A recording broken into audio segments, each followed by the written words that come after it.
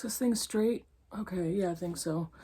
Sorry for the delay, everybody. It's been last half of a week, and I'm not going to talk about anything that's happening in the world right now because there's nothing that I can add to any discussion or conversation that's going to be more or less than trite. And along with you all, I'm just horrified at what's happening in our world and in our country, and COVID and all of it. So I'm going to concentrate on hopefully making you smile, talking about books, talking about my crazy weekend, and we'll go from there. Yeah, okay.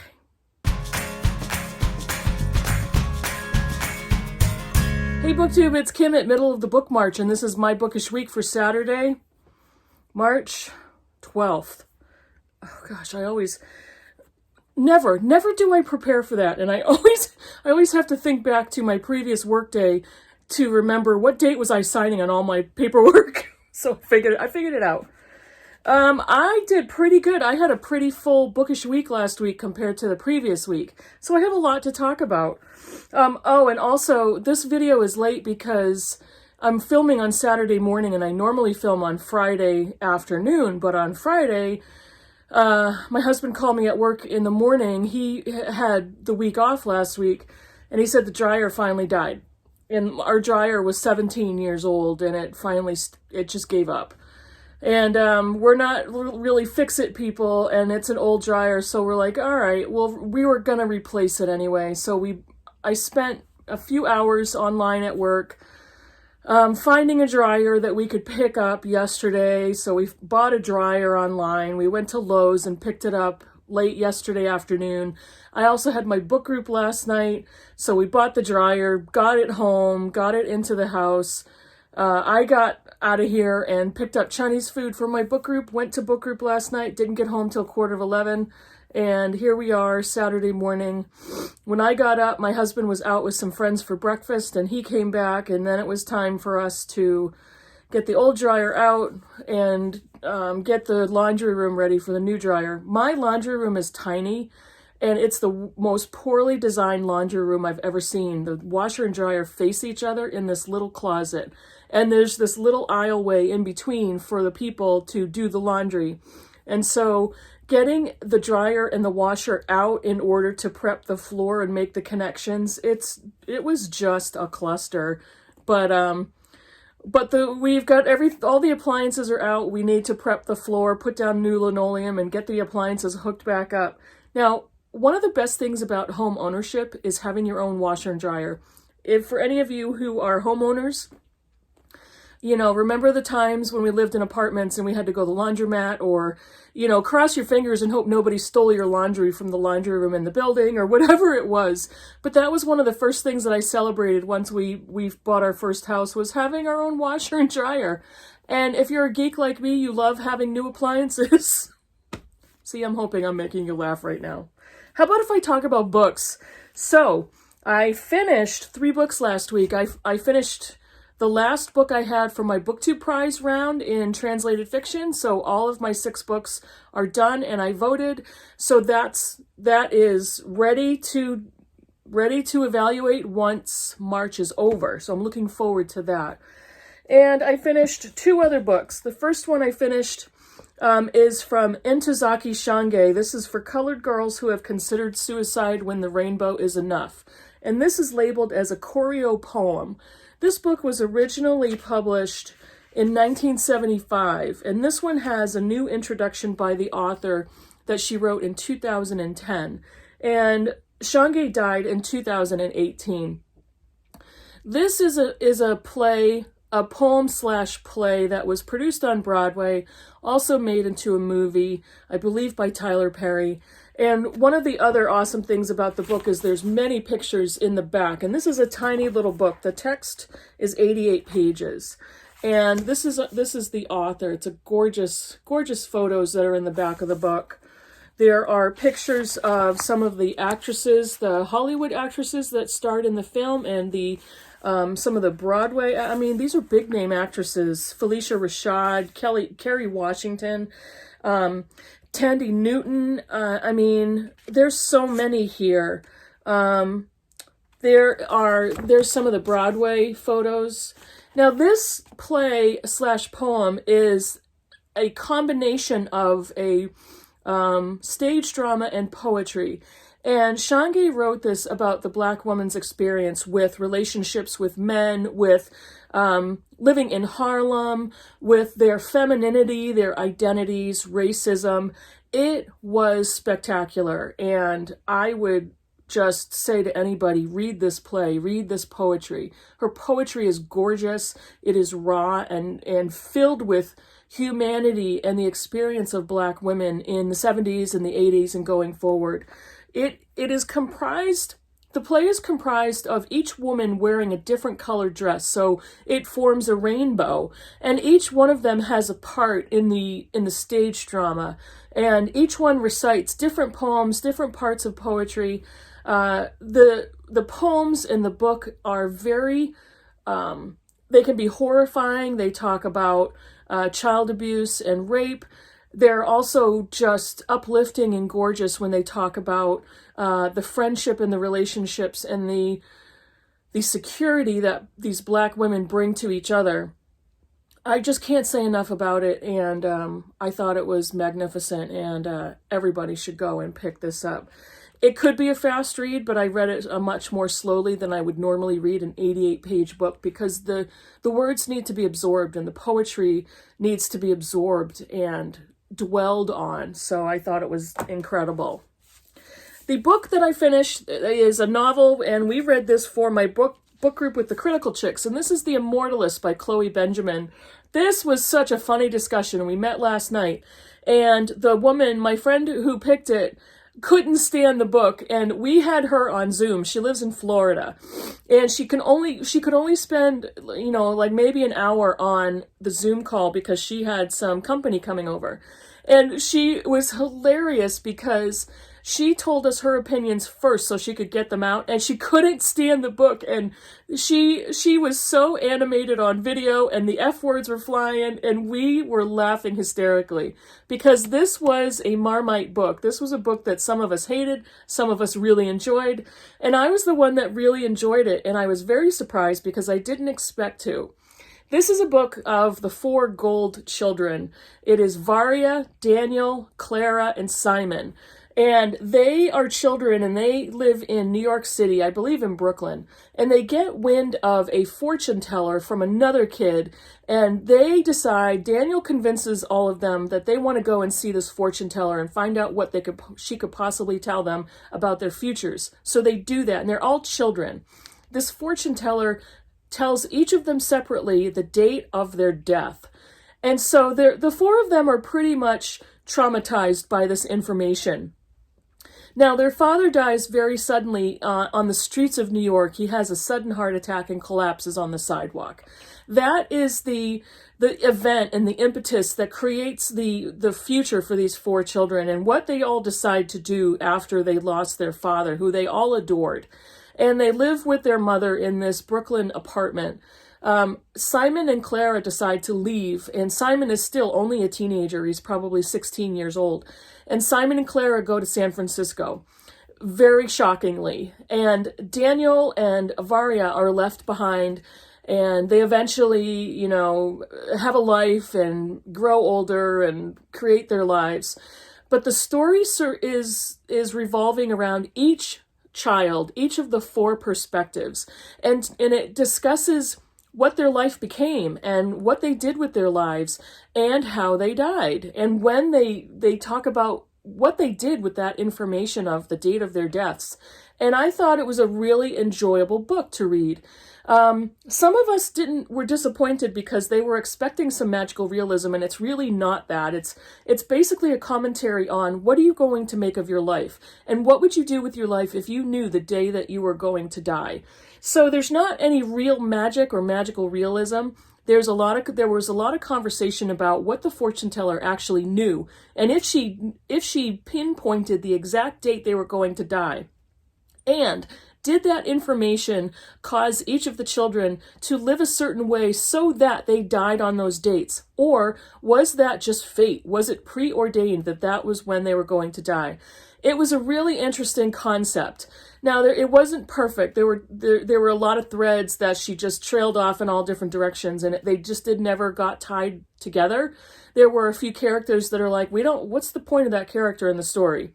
And some of the ways that the characters died and some of the climaxes to each of their stories were truly unbelievable and very coincidental. However, with all of the faults of the story, I really enjoyed it, and I really enjoyed the idea of what would you do with your life? And do you believe in fate, or do you believe that you have will and free will and control over what becomes of your life? And do you really live, or are you constantly living in fear? So I thought it was really interesting. I really enjoyed reading it. I looked forward to picking it up, and mixed reviews, but for the most part, it was a very good read. So those are the 3 books I finished. I can't talk about oh no, I've got another one that I finished. I finished a mystery. I've actually read a couple of mysteries for March Mystery Madness in honor of. And I also read a book called Shadowbox by Luann Rice. I read this on my Kindle, so that's why I wasn't really remembering it. This is a police mystery about a murder and kind of a domestic thriller, a domestic police drama procedural.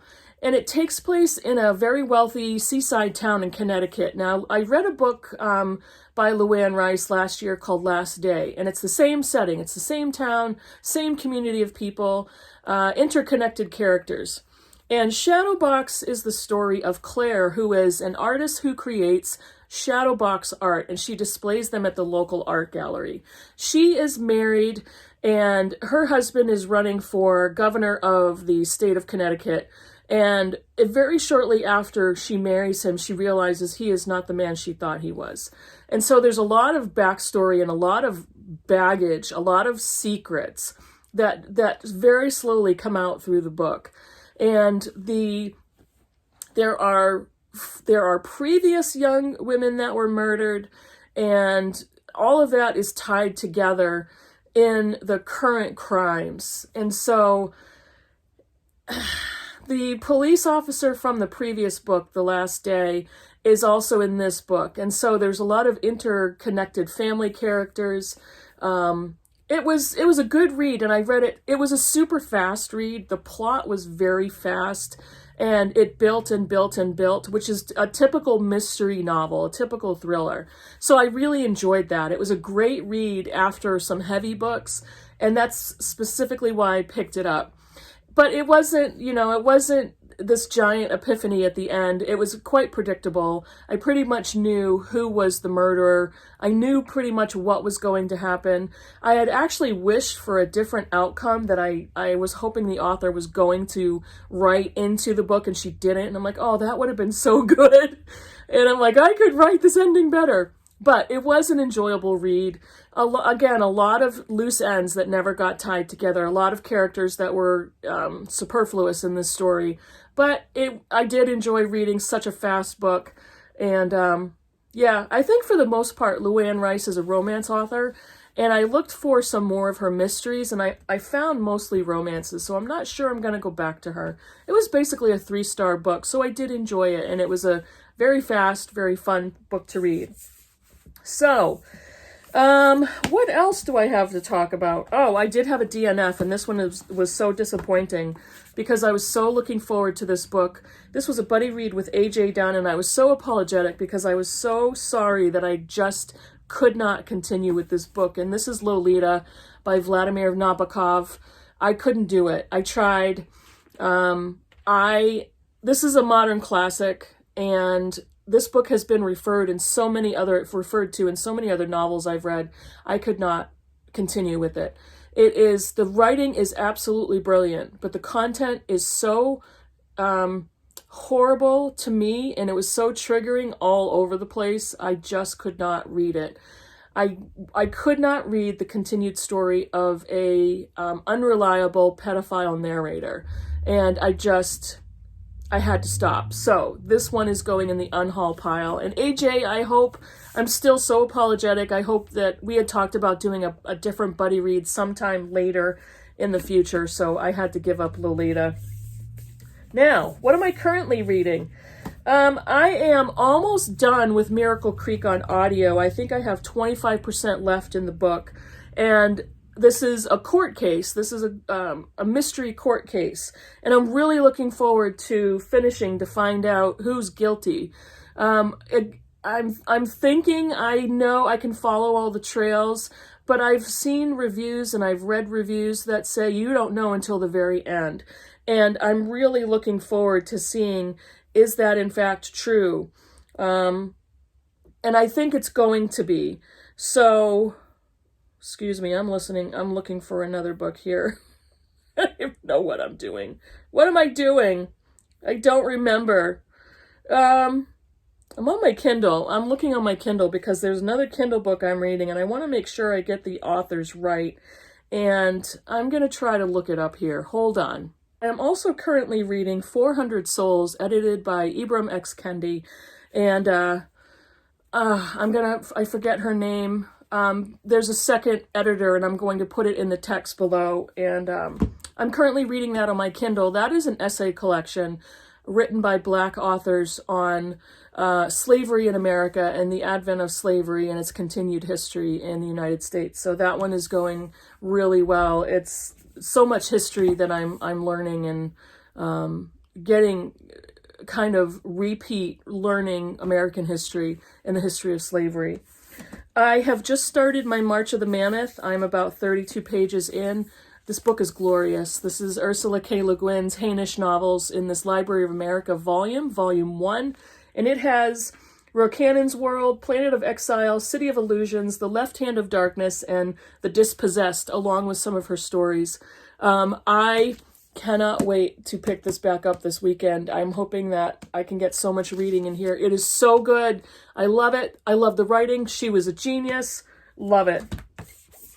I am reading the last book in the Peter Posthumous trilogy, Deadly Secrets by Britta Bohler, who is the writing team of our Britta Bohler and Rodney Bolt. So this is, Peter Posthumous is the head guy in the, oh gosh, where is it? And I forget what it's called. It is I'll put the name at the bottom here. It is it is a group in Amsterdam that takes care of funerals for dead bodies and for unclaimed dead people. And this is the third in the trilogy, the last one. And I just love reading these books. I love the mystery. I love the setting in Amsterdam. So just started this one.